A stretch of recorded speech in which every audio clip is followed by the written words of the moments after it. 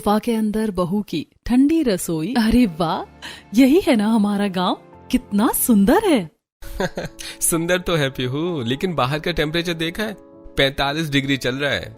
तो क्या हुआ, गर्मी तो शहर में भी होती है, वहाँ एसी है, यहाँ हवा है। हाँ, वो हवा जो खुद जल रही है। प्रेम की बात में कोई झूठ नहीं था।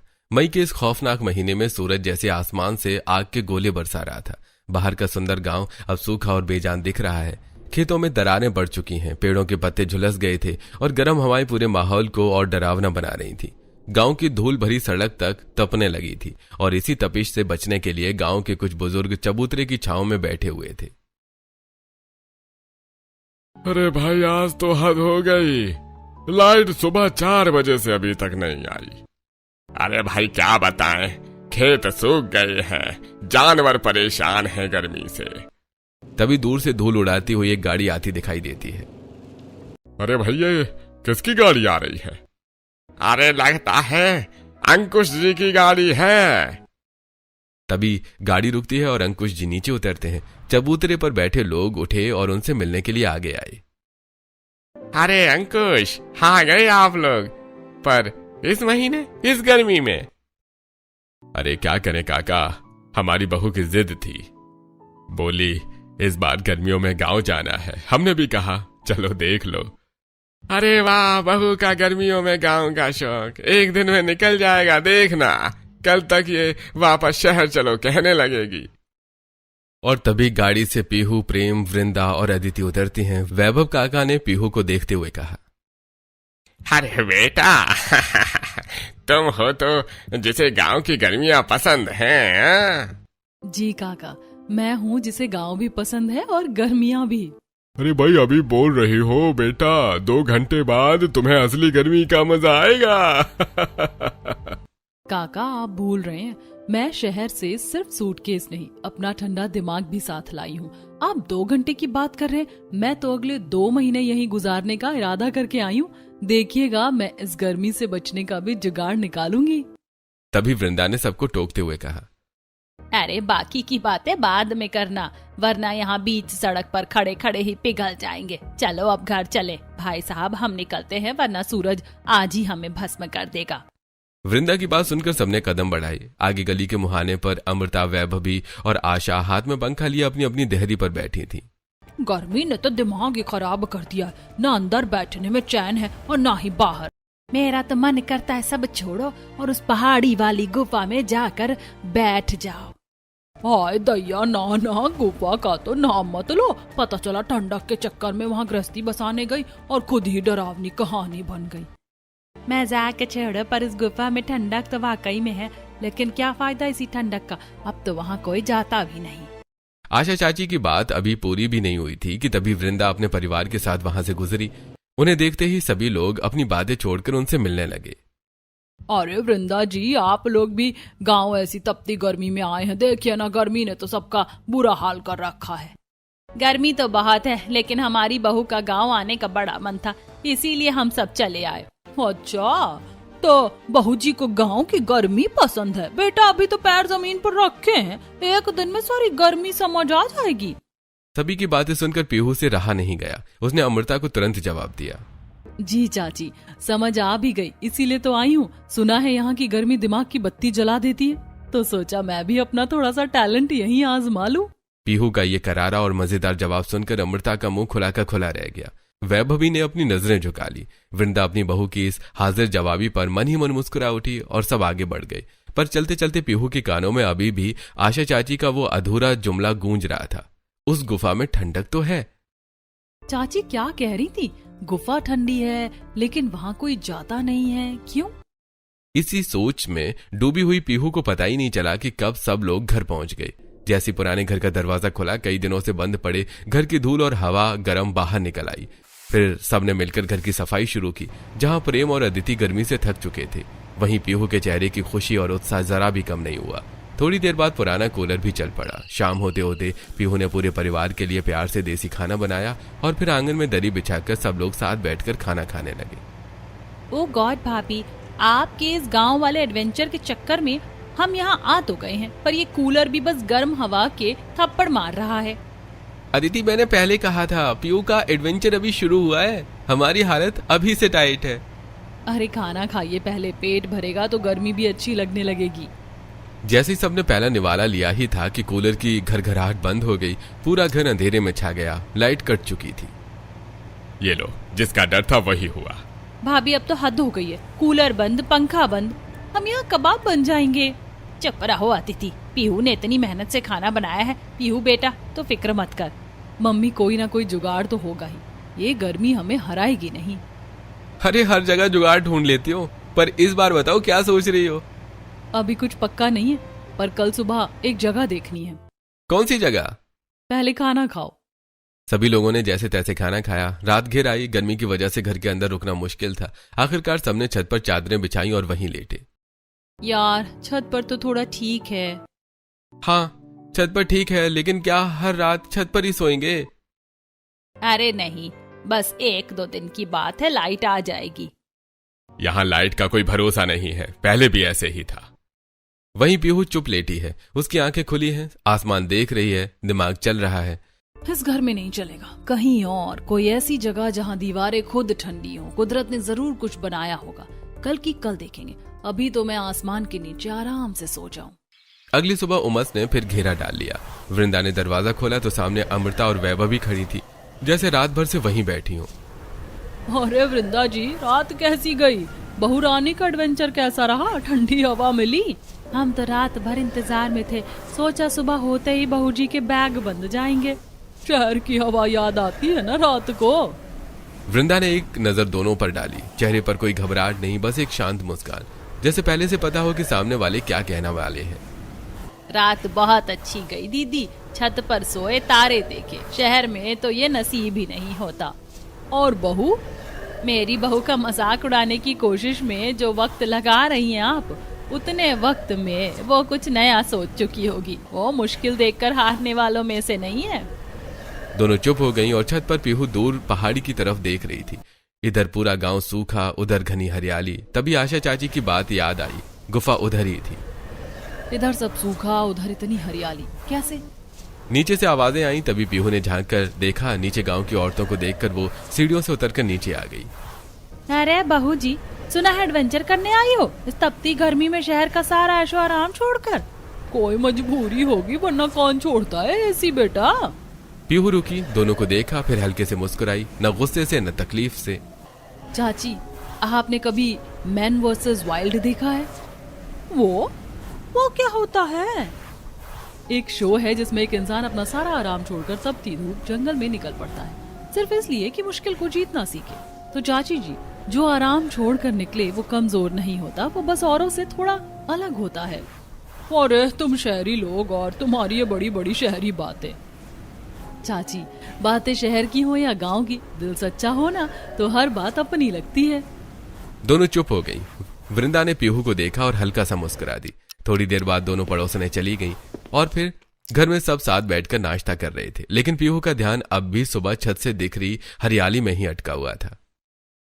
पापा, कल आंटी गुफा की बात कर रही थी और आज मैंने छत से देखा, पूरा गांव सूखा है पर पहाड़ी के उस पार सब हरा भरा है। जरूर वहीं होगी वो गुफा, चलते हैं ना एक बार देखने। अंकुश का हाथ चाय के गिलास पर रुक गया। एक नजर वृंदा को, फिर पीहू को।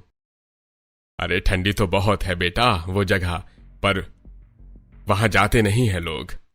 क्यों पापा? बस ऐसे ही, पुरानी जगह है। गांव के लोग कहते हैं वहां कुछ है, क्या है कोई नहीं जानता, और जानने की कोशिश भी किसी ने नहीं की। एक पल के लिए मेज पर खामोशी छा गई। मतलब यही कि वो जगह अकेले नहीं जाते। पापा, डर जगह में नहीं होता, बस लोगों के मन में रह जाता है। पीहू बेटा। अरे छोड़ो ना, तुम भी सुबह सुबह गुफा की बातें लेकर बैठ गई। पहले नाश्ता तो कर लो। ठीक है, नाश्ता करती हूँ। भाई, भाभी नाश्ता खा रही हैं, पर दिमाग गुफा में जा चुका है। मुझे पता है। नाश्ता खत्म हुआ पर पीहू का मन गुफा में ही अटका था। तभी गली से हंसी की आवाजें आई। पूजा अपनी 2 सहेलियों के साथ आई। नमस्ते भाभी, सुना है शहर वाली भाभी गर्मी से डर नहीं रही। अरे अभी तो शुरुआत है, तो चलिए फिर असली गांव भी दिखा देते हैं। थोड़ी देर बाद सब गलियों में निकल गईं। गर्मी बहुत थी पर पीहू की नजरें हर चीज ध्यान से देख रही थी। चलते चलते पूजा अचानक एक खेत के पास रुक गई। वहां छोटू मिट्टी में पैर डालकर बैठा था और अपने सिर पर गीला गमछा रखे हुए था। ये क्या स्टाइल है छोटू? दीदी ये हमारा देसी एसी है। उसकी बात सुनकर सब लड़कियां जोर से हंस पड़ी। गांव में जुगाड़ नहीं किया ना तो समझो जीना मुश्किल है। अच्छा, तो मैं भी अब गांव की स्टूडेंट हूँ, मुझे भी सब जुगाड़ सीखने हैं। जैसे जैसे पहाड़ी की तरफ बढ़े गर्म हवा कम होने लगी, सूखी जमीन की जगह हरियाली आने लगी। सच में यहाँ तो मौसम ही बदल गया, क्योंकि गुफा उधर ही है, वहाँ हमेशा ठंडक रहती है। तभी बाकी लड़कियों के चेहरे थोड़े गंभीर हो गए। लेकिन हम लोग ज्यादा आगे नहीं जाते, बस गांव वाले मना करते हैं, कहते हैं वो जगह ठीक नहीं। तभी पीछे से गुजरती हुई विमला चाची उनकी बातें सुनकर रुक गई। कई साल पहले एक औरत वहाँ गई थी, वापस तो आई पर कहती थी कि अंदर कुछ था, दिखा नहीं पर महसूस हुआ। हाँ, तभी तो अब कोई नहीं जाता। अगर वहाँ इतनी ठंडक है तो लोग उसका इस्तेमाल क्यों नहीं करते?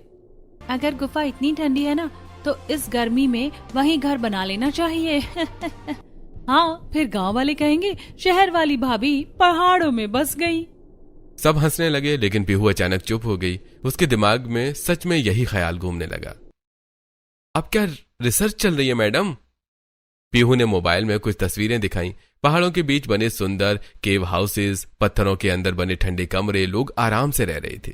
प्रेम देखो, लोग गुफाओं में रहते भी हैं। उस गुफा को थोड़ा साफ कर लें तो दिन में आराम से रह सकते हैं। तुम सच में गुफा में रहने की सोच रही हो? सोच नहीं रही, प्लान बना रही हूँ।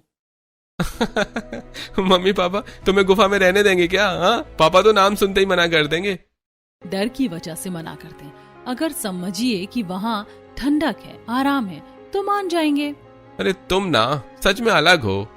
और तुम मेरे पार्टनर हो, और तुम्हें भी अलग बनना पड़ेगा। मतलब अब मुझे भी जंगल एडवेंचर करना पड़ेगा? जंगल नहीं मिस्टर, नेचर वाला लग्जरी रूम। पापा एक बात बोलूं, अगर यहाँ इतनी गर्मी है और गुफा में इतनी ठंडक है तो हम वहीं रह लेते हैं ना? क्या मतलब सच में गुफा में रहना है? गुफा में रहेंगे, वहाँ ठंडक है, पानी है, जगह भी बड़ी है, और यहाँ घर में तो गर्मी से सबका हाल खराब हो रहा है। भाभी की बात गलत भी नहीं है, मैं तो अभी से पिघल रही हूँ। लेकिन बेटा लोग उस जगह को अच्छा नहीं मानते। मम्मी, लोग बिना देखे बहुत कुछ बोलते हैं। हम सब साथ रहेंगे ना, ऊपर से मैं उस जगह को अच्छा बना दूंगी। तुम ऐसे बोल रही हो जैसे गुफा नहीं नया फ्लैट लेने जा रहे हैं। फ्लैट से अच्छा होगा, वहाँ नेचुरल एसी होगा। कुछ बोलिए पापा। अरे बेटा, अगर इतनी गर्मी लग रही है तो जरूरी थोड़े है पूरे 2 महीने यहीं रहे। चाहो तो वापस शहर चल सकते हैं। नहीं पापा, अब आए हैं तो पूरे 2 महीने यहीं रहेंगे, बस रहने का तरीका थोड़ा बदलना होगा। अगर सब साथ रहेंगे और संभल कर रहेंगे तो कोशिश कर सकते हैं। बस फिर क्या था, अगले ही पल घर का माहौल बदल गया। डर आधा था और एक्साइटमेंट दोगुनी। सुबह सुबह पूरा घर ऐसे तैयारी करने लगा जैसे कहीं लंबी पिकनिक पर जा रहा हो। पीहू कभी बर्तन बांधती, कभी चादरें। उसने एक बड़ा टोकरी निकाली और उसमें मसाले, आटा, दाल और सब्जियां रखने लगी। अरे तुम तो इतनी तैयारी कर रहे हो जैसे सारी जिंदगी वहीं रहने जा रही हो। रहने ही तो जा रहे हैं मिस्टर, गुफा में पहली ठंडी रसोई भी बनेगी। फिर पीहू ने चुपके से कुछ छोटे पैकेट भी बैग में रख दिए। ये क्या है? सब्जियों के बीज। ये सच में गुफा में खेती भी करेंगी? जहाँ हरियाली है वहाँ कुछ ना कुछ उगता जरूर है। भाभी, वहाँ सच में कुछ निकला तो तेरे भाई को आगे कर देंगे। वाह, मतलब भूत आया तो सबसे पहले मैं? भाई डर मत, मेरी भाभी है ना, वो भूत को भी काम पर लगा देंगी। अदिति की बात सुनकर सब हंस पड़े, यहाँ तक कि अंकुश भी मुस्कुरा दिया। पीहू बेटा, तू गुफा में रहने जा रही है या पूरा घर शिफ्ट कर रही है? मम्मी, गर्मी से बचना है तो सेटअप भी बढ़िया होना चाहिए। थोड़ी देर बाद जब सब लोग इतना सामान लेकर गुफा की तरफ निकलने लगे तो पूरे गांव की नजर उन्हीं पर टिक गई। ये लोग सच में गुफा में रहने जा रहे हैं क्या? शहर वालों को भी ना गर्मी ने पूरा पागल कर दिया है, पर लड़की में हिम्मत तो है, सब सोचते हैं, करने कोई नहीं जाता। अरे अगर सच में वहाँ ठंडक निकली ना तो पूरा गांव बाद में इन्हीं के पीछे जाएगा। उधर पीहू बिना किसी की बात को बुरा माने आगे बढ़ती रही। उसके चेहरे पर डर नहीं, अजीब सा उत्साह था। जो लोग नई चीज से डरते हैं ना, वो पहले हंसते ही हैं।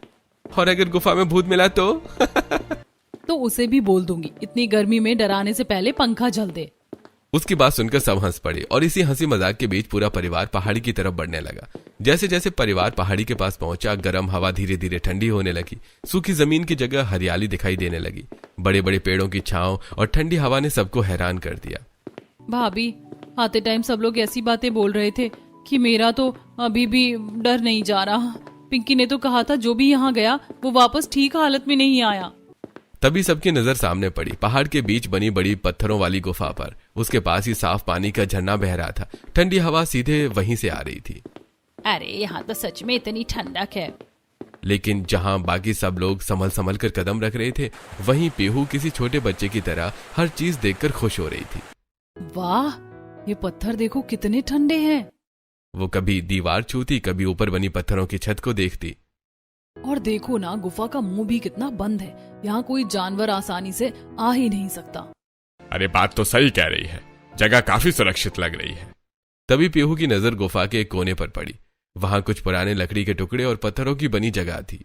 मुझे ना सच में लग रहा है यहाँ पहले कोई रहता था। फिर अचानक वो नीचे बैठ गई और मिट्टी हाथ में लेकर देखने लगी। अब क्या चेक कर रही हो मैडम? ये मिट्टी देखो कितनी अच्छी है। मैं ना यहाँ खेती भी कर सकती हूँ, इसीलिए अपने वेजिटेबल सीड्स लाई थी। भाभी, यहाँ लोग डर के मारे कांप रहे हैं और आप खेती प्लान कर रही हो। अरे डरने से अच्छा टमाटर उगा लो। ठीक है भाभी, मान लिया जगह अच्छी है, लेकिन यहाँ रहेंगे कैसे? हाँ मैडम, होटल की बुकिंग तो दिख नहीं रही। जब मैं आप सबको यहाँ तक लेकर आ सकती हूँ तो जुगाड़ भी कर लूंगी। बस एक शर्त है, यहाँ सबको मेरी टीम बनना पड़ेगा, सबको काम करना पड़ेगा। मैं तो पहले ही बता रही हूँ, मैं सिर्फ सुपरविजन दूंगी। वाह, काम बहू करे और मैडम ऊपर से ऑर्डर देंगी।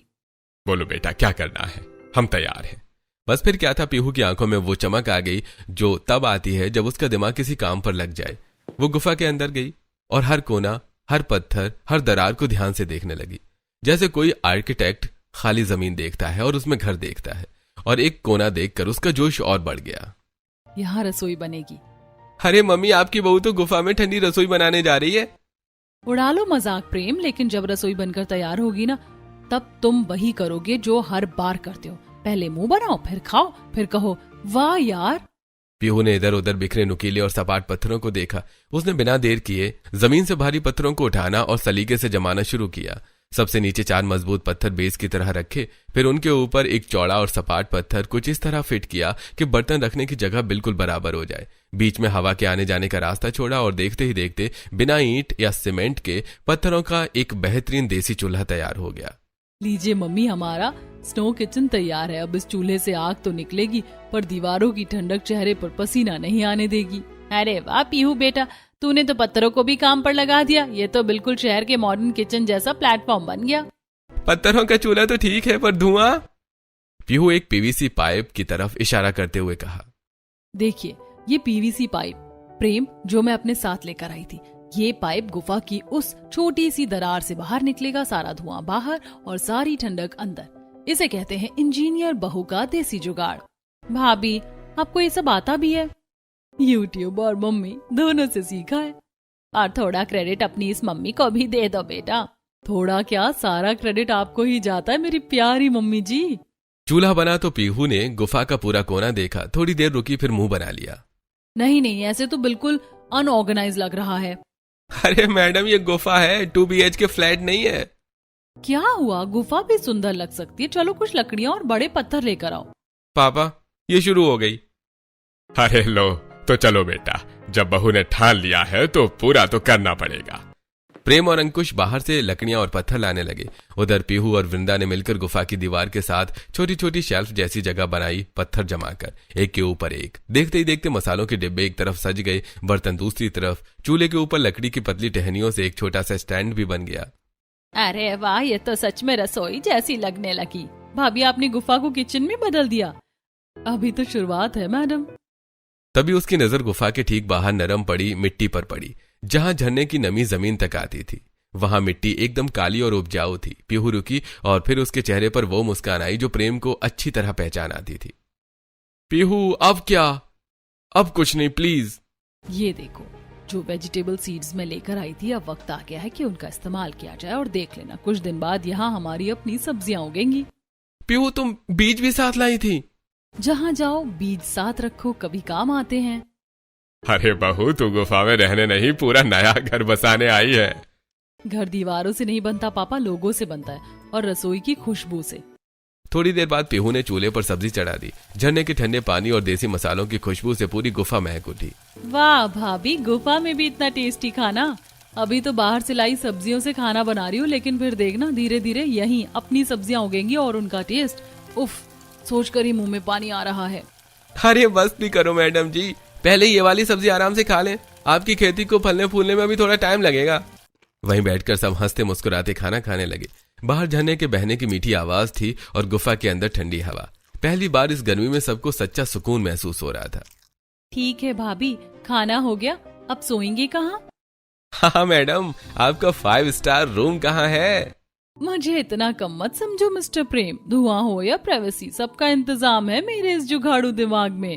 थोड़ी ही देर में पीहू के कहने पर प्रेम और अंकुश जी को बाहर से सूखी घास, बांस की खपच्चियां और बड़ी लकड़ियां ले आए। पीहू ने गुफा के दोनों कोनों में पड़े भारी पत्थरों को स्टैंड की तरह इस्तेमाल किया और उन पर लकड़ियां टिका दी। फिर ऊपर से सूती चादरें और पुरानी साड़ियां डाल दी गईं। देखते ही देखते गुफा के भीतर छोटे छोटे हवादार कमरे तैयार हो गए।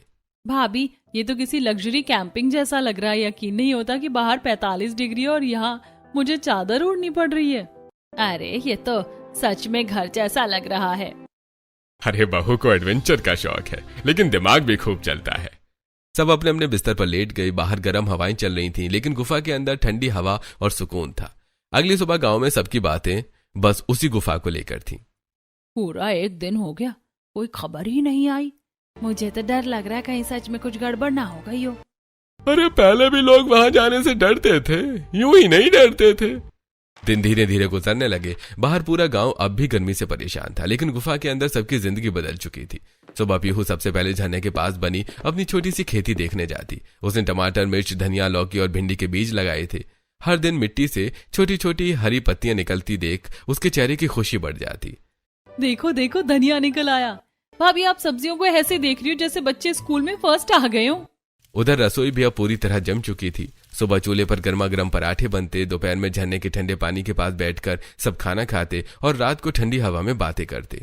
सच कहूं, इतने सुकून से तो हम शहर में भी नहीं रहे। गांव वाले अब भी दूर से पहाड़ी की तरफ देखते रहते। सबको इंतजार था कि आखिर गुफा से क्या खबर आएगी। इतने दिन हो गए फिर भी सब ठीक कैसे हैं? मुझे तो लगता है कुछ ना कुछ जरूर है इस जगह में। लेकिन उधर गुफा में सब हंसी खुशी रह रहे थे। फिर एक रात अचानक तेज आवाज गूंजने लगी। हवा जोर जोर से चल रही थी। बाहर पेड़ों की सरसराहट और झरने की आवाज मिलकर डरावना माहौल बना रही थी। भाभी, ये कैसी आवाज है? ये कैसी आवाज थी? सब डर गए, लेकिन पीहू बिल्कुल शांत थी। अरे डरिए मत, इतने दिनों से यहाँ रह रहे हैं ना, कुछ हुआ क्या? तो फिर ये आवाज? चलो बाहर चलकर देखते हैं। बाहर तेज तूफानी हवा चल रही थी। बड़े बड़े पेड़ हवा से टकराकर जोर जोर से हिल रहे थे। झरने का पानी पत्थरों से टकराकर गूंज पैदा कर रहा था। देखा, आवाज इन पेड़ों और झरने की है। लोगों ने डर डर कर इसे भूत बना दिया। अंकुश कुछ पल चुप रहे, फिर हल्का सा मुस्कुरा दिए। अरे सही कह रही हो बेटी, हम इतने दिन से यहाँ हैं, लेकिन कभी कुछ गलत महसूस नहीं हुआ। उस रात के बाद सबका डर लगभग खत्म हो चुका था। अब गुफा सच में घर जैसी लगने लगी थी। फिर कुछ दिनों बाद दोपहर के समय जब पीहू अपनी छोटी सी खेती में पानी डाल रही थी, तभी बाहर किसी के कदमों की आवाज आई। लगभग 30 साल का एक आदमी धीरे धीरे गुफा की तरफ बढ़ रहा था। कौन है भाई? मैं विवेक। वो गांव में सुना कि आप लोग सच में यहाँ रह रहे हैं, इसलिए देखने चला आया। विवेक गुफा के अंदर का माहौल देखकर खुद हैरान रह गया। एक तरफ रसोई सजी थी, दूसरी तरफ सब आराम से बैठे थे। ठंडी हवा अंदर तक जा रही थी। आप लोगों को डर नहीं लगा यहाँ पे? पहले तो बहुत लगा था, गांव वालों ने इतना डराया जो था। लेकिन फिर सोचा इतनी ठंडी और अच्छी जगह को सिर्फ डर की वजह से खाली क्यों छोड़े। और अब तो यहाँ हमारी खेती भी शुरू हो गई है। विवेक कुछ पल चुप रहा, फिर हल्का सा सिर हिलाकर मुस्कुरा दिया। अच्छा ठीक है, मैं चलता हूँ। लड़का वापस चला गया। उधर शाम होते होते मौसम और भी ठंडा हो गया था। पीहू और प्रेम गुफा के पीछे की तरफ घूमते घूमते चले गए। वहां बड़े पत्थरों के बीच एक बहुत छोटा सा कमरा दिखाई दिया जो कि बंद था। अरे, ये पहले तो नहीं देखा। दोनों धीरे धीरे अंदर गए। कमरा छोटा था, लेकिन ऐसा लग रहा था जैसे कभी कोई वहां रहता रहा हो। एक कोने में पुरानी लकड़ी का छोटा संदूक रखा था। अरे देखो तो, ये क्या है? चलो ना देखें। अब तुमने ठान ही लिया है तो अगर मैंने मना किया ना तो मेरी शामत आ जाएगी। चलो बेहतर यही है कि तुम्हारी बात मान लें। दोनों धीरे धीरे उस छोटे कमरे के अंदर गए। चारों तरफ धूल जमी हुई थी। तभी एक कोने में रखा पुराना लकड़ी का संदूक पीहू की नजर में आया। प्रेम, देखो यहाँ कुछ रखा है। पीहू झुककर संदूक के पास बैठ गई और उसने धीरे से ऊपर जमी धूल हटाई और फिर उसका ढक्कन खोला। अंदर एक पुरानी डायरी रखी थी जिसके पन्ने पीले पड़ चुके थे। पीहू उसे धीरे से उठाकर पढ़ने लगी। जो डर पर काबू पा लेगा वही इस गुफा की ठंडी सांसों को महसूस कर पाएगा। जिसने आंखों से नहीं दिमाग से देखा उसे यहाँ कभी अंधेरा नहीं लगेगा। नीचे कुछ और लिखा था। हम मजबूर थे, हमारे पास रहने को कोई जगह नहीं थी। इस गुफा ने हमें तपती गर्मियों में सहारा दिया, लेकिन डर था कहीं कोई हमसे ये जगह छीन ना ले। इसीलिए हमने अफवाह फैला दी कि यहाँ अनहोनी होती है।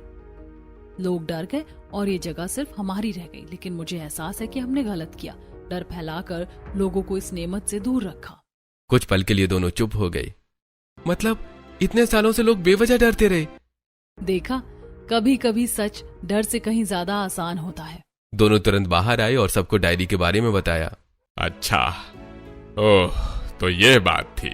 लोग इतने सालों से इस जगह से डरते रहे और मैं तो पहले दिन से ही भूत ढूंढ रही थी। तभी अगले दिन विवेक फिर गुफा में आया। इस बार उसके चेहरे पर झिझक थी। मुझे आप सबसे कुछ कहना है, कल कह नहीं पाया था। क्या बात है बेटा, अगर इस गुफा के बारे में बताना चाहते हो तो हमने वो डायरी पढ़ ली। असल में वो डायरी मेरे परदादा की थी। उन्होंने ही ये अफवाह फैलाई थी। उस समय बहुत गरीबी थी, रहने को घर नहीं था। उन्हें डर था कि कोई ये जगह उनसे छीन न ले। सब चुपचाप उसकी बात सुनते रहे। बाद में उन्हें अपने किए का बहुत अफसोस रहा। जब उन्हें पता चला कि अब कोई यहाँ रहने आया है तो वो बहुत खुश हुए।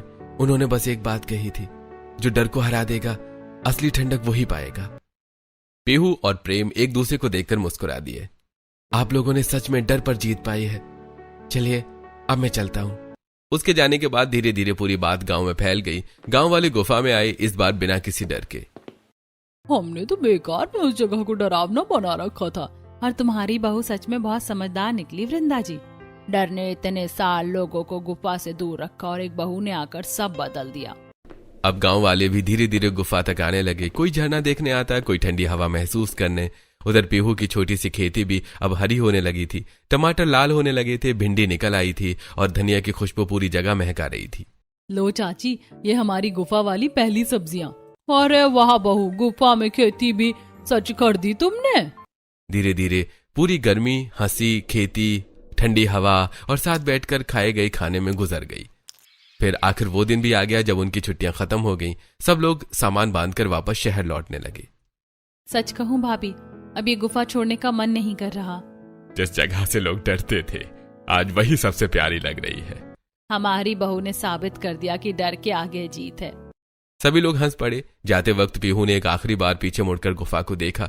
ठंडी हवा अब भी वही बह रही थी, लेकिन अब उस जगह में डर नहीं, अपनापन बसता था।